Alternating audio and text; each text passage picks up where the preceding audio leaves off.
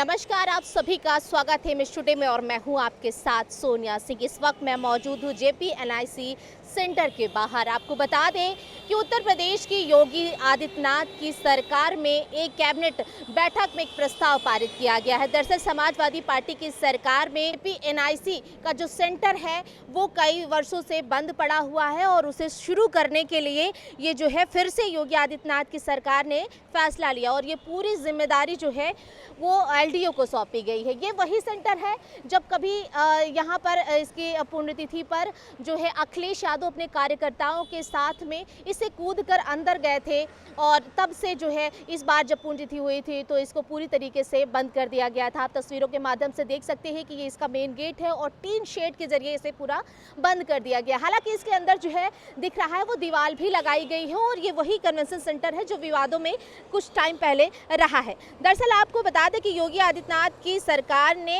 Cabinet में JPNIC को चलाने के लिए गठित सोसाइटी को भंग करके एक भव्य इमारत को लखनऊ विकास प्राधिकरण यानी LDO को सौंपने का फैसला किया। इस फैसले के बाद 18 मंजिला इमारत की परियोजना को पूरा करने, इसके रखरखाव संचालन की जिम्मेदारी LDO संभालेगा। LDA को PP मॉडल पर चलाने की योजना पर काम करेगी। आपको बता दें कि गुरुवार को हुई कैबिनेट की बैठक में ये प्रस्ताव लाया गया कि JPNIC को चलाने के लिए गठित सोसाइटी को भंग करके इसे LDO को देना चाहिए। इस प्रस्ताव को कैबिनेट ने मंजूर कर दिया। अब इस फैसले के बाद JPNIC के संचालन और रखरखाव के लिए वित्तीय बोझ को व्यक्तिगत तरीके से संभालने की जिम्मेदारी भी LDA की होगी। यूपी सरकार की तरफ से इस इमारत के निर्माण में अब तक जारी किए गए 821.74 करोड़ रुपए को LDA के पक्ष में स्थानांतरित ऋण माना जाएगा, जिसे LDA को 30 साल में चुकाना होगा।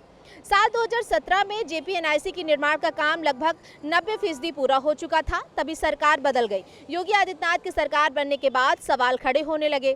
300 करोड़ की अनुमानित लागत से बनने वाले JPNIC में कैसे 860 करोड़ से ज़्यादा खर्च हो गए? इन सवालों को देखते हुए योगी सरकार ने इमारत के निर्माण में कथित घोटाले की जाँच बिठा दी। तभी से इस इमारत में ना निर्माण हुआ और ना ही इसे शुरू करने की कवायद शुरू हुई। साल 2013 में JPNIC का निर्माण फिर शुरू हुआ। शुरुआत में अनुमानित लागत 300 करोड़ की थी। हालांकि निर्माण का काम आगे बढ़ता गया और लागत भी बढ़ती गई। रिपोर्ट के मुताबिक बिना टेंडर के काम करने और लागत में गैर जरूरी बढ़ोतरी की गई। रिपोर्ट में ये भी कहा गया कि 860 करोड़ रुपए से अधिक खर्च होने के बावजूद परियोजना अधूरी रह गई। अब कैबिनेट के फैसले के बाद LDA को परियोजना को PP मॉडल के जरिए संचालित करने का अधिकार दिया गया है। इसके तहत रिक्वेस्ट फॉर प्रपोजल REF और लीज एवेन्यू शेयरिंग मॉडल के माध्यम से निजी एजेंसियों को भी शामिल किया जाएगा।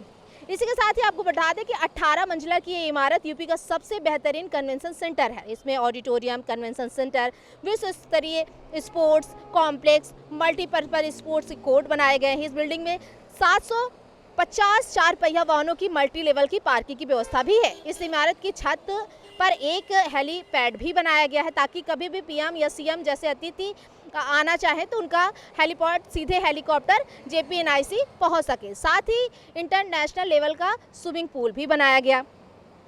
तो एक बार आपको बता दें कि फिर से इसे शुरू करने के लिए, इसमें जो काम है उसे संचालित करने के लिए जो है LDA को कैबिनेट बैठक में ये पूरी जिम्मेदारी दी गई है।